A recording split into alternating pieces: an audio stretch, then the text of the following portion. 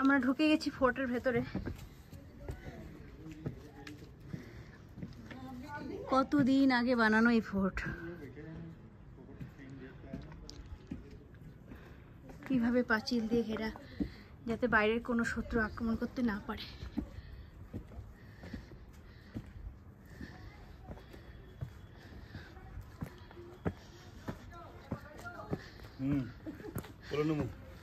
কি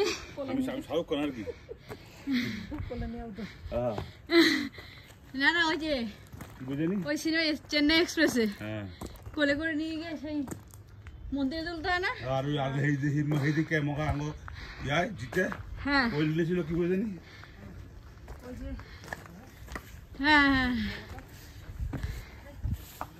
মন্দিরগুলি কোন জায়গায় জানি? আরে